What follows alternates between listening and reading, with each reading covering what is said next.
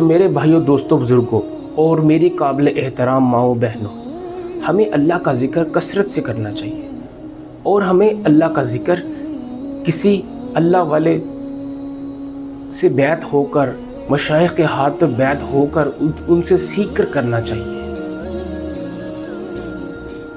اور اس کی بھی ایک مقدار ہے، ذکر کی مقدار ہے۔ اگر اس سے کم کریں گے تو فائدہ نہیں دے گا۔ قرآن جس میں اللہ تعالیٰ فرماتے ہیں کہ میرا ذکر کثرت سے کریں۔ اگر ہم ذکر کثرت سے نہیں کریں گے، کم ذکر کریں گے، تو وہ ہمیں فائدہ نہیں دے گا۔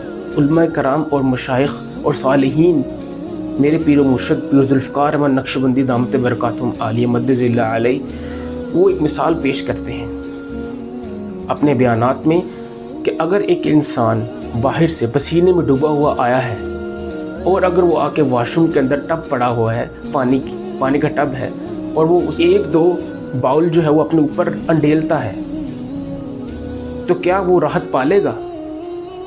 نہیں، وہ اس کی حالت آگے سے بھی غیر ہو جائے گی۔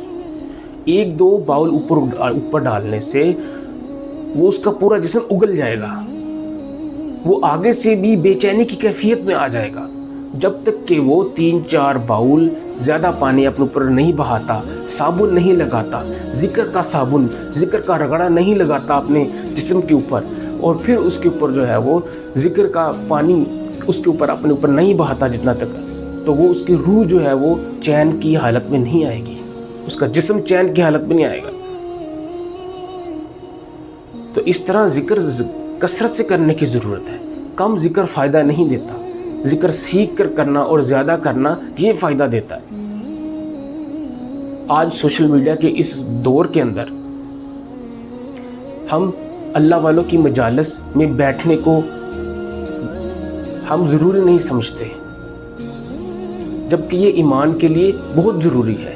صحبت سے صحابہ اکرام رضی اللہ اجمعین نبی اکرم صلی اللہ علیہ وسلم کی صحبت میں بیٹھے تو وہ صحابی بن گئے۔ تو اب نہ تو ختم نبوت کے طفیل نبی اکرم صلی اللہ علیہ وسلم کی ختم نبوت کے طفیل، اب نہ تو کوئی نبی آئے گا اور نہ ہی کوئی صحابی بن سکتا ہے، لیکن اولیاء اللہ اور ولیوں کا دروازہ ابھی تک کھلا ہے،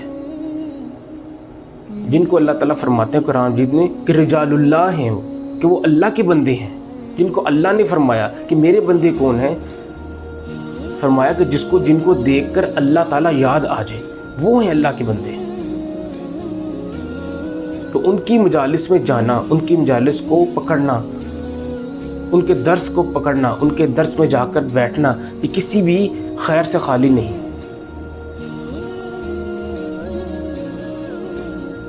یک زمانہ صحبت با اولیاء، بہتر از 100 سالہ اطاعت بے ریا۔